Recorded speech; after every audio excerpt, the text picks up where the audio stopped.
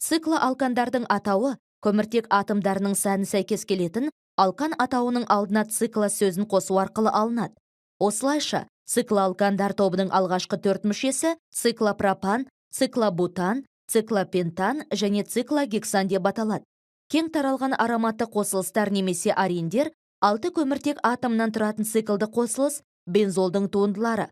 Өзара біріккен бензол сақиналарынан тұратын ароматты қосылыстардың атаулары нафталин, антрацен және тағы басқа сәйкесінше көмірсутектердің атауына байланысты аталған.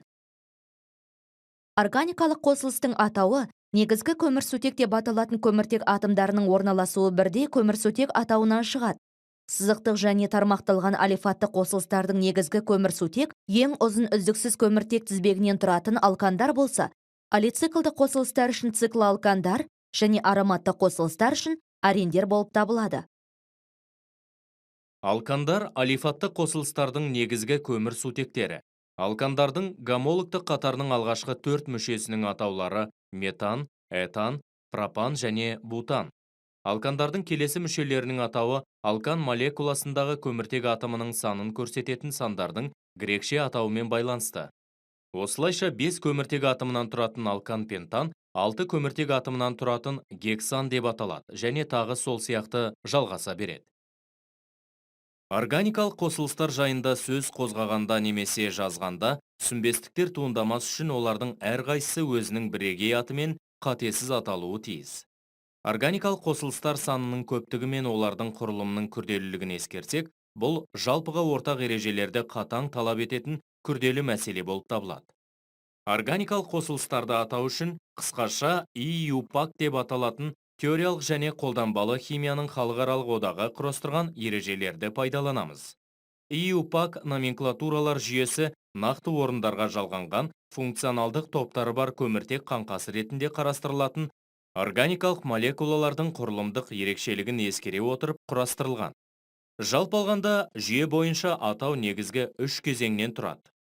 Бірінші, молекуланың көміртек қаңқасын анықтау және оны құрамындағы көміртек атомының санымен орналасуы бірдей болатындай негізгі көміртек атымен атау. Екінші, функционалдық топтарды анықтау және қосылыс атауында олардың бар екенін көрсету. Үшінші, функционалдық топтардың орнын олар орналасқан көміртек атомдарын нөмірлеу арқылы көрсету. Пропанол 2 атауын қарастыру арқылы жүйенің тәжірибе жүзінде қалай жұмыс жасайтынын көруге болады. Молекула қысқа тізбекпен байланысқан 3 көміртек атомынан құралған көміртек қаңқасынан тұрады.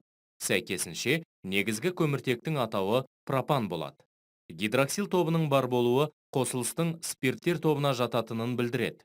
Оны ол жұрнағын жалғау арқылы көрсетеміз. Сонымен қатар гидроксил тобы тізбектің басынан санағанда екінші көміртек атомымен байланысқан. Осылайша, берілген қосылыстың атауы пропанол 2 болады. Алифатты қосылыстарды атаудағы алғашқы кезең ең ұзын үздіксіз көміртек тізбегін анықтау және атау болып табылады. Мысалы, мына алкандағы ең ұзын үздіксіз тізбек 4 немесе 5 емес, 6 көміртек атомынан тұрады. Негізгі тізбектегі 3-ші көміртек атомымен байланысқан CH3 тобы бүйірлік тармақты құрайды. Көміртек пен сутектен тұратын және негізгі тізбекпен байланысқан бүйірлік топтар алкил топтар деп аталады. Оларды соңғы көміртек атомындағы бір сутек атомын жоғалтқан алкандардың туындылары ретінде қарастыруға болады.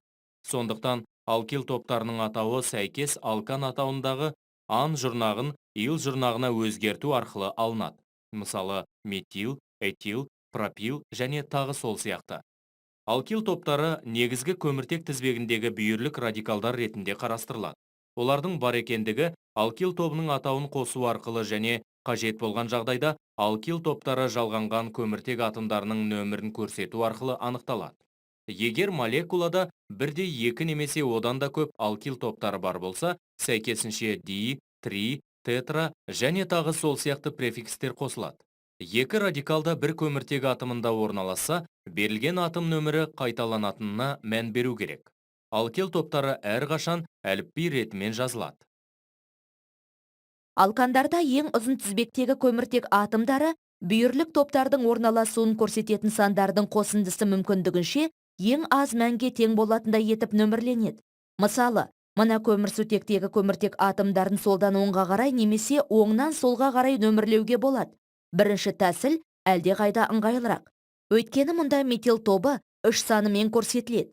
Бұл басқа нөмірлеу жүйесінде көрсетілген 4-тен кіші болғандықтан қосылыстың атауы 3 метилгексан болады. Цикл алкандар мен арендерде дара орын басушы радикал болса, циклдегі барлық көміртек атомдары эквивалентті болғандықтан радикалдың орналасуын көрсетудің қажеті жоқ.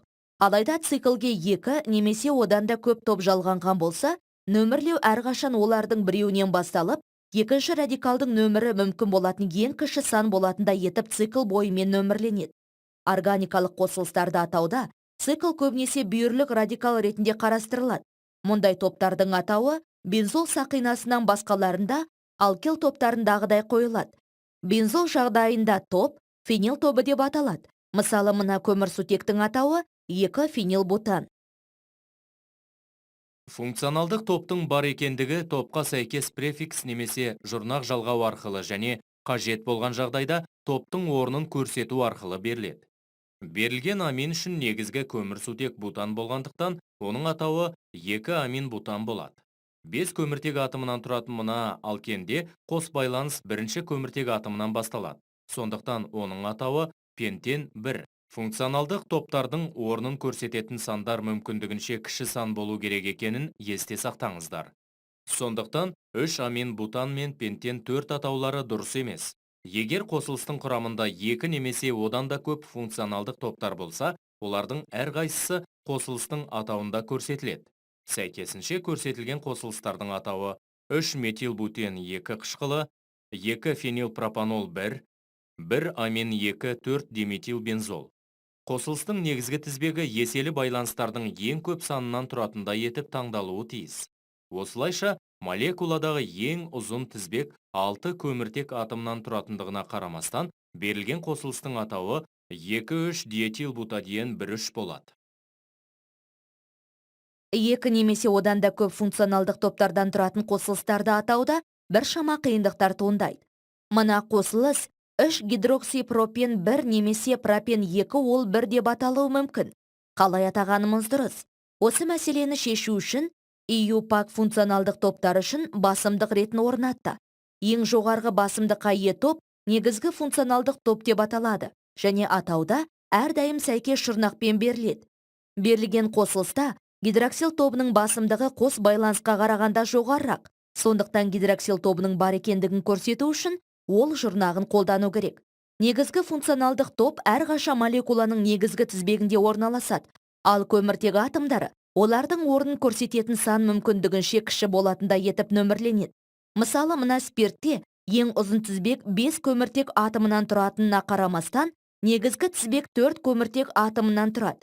Карбоксил тобы ең үлкен басымдыққа ие. Сондықтан карбоксил тобындағы көміртек атомы әрқашан бірінші нөмірге ие және қосылыстың негізгі тізбегін бастайды. Сәйкесінше көрсетілген қышқылдың дұрыс атауы 2,3 дихлорбутан қышқылы.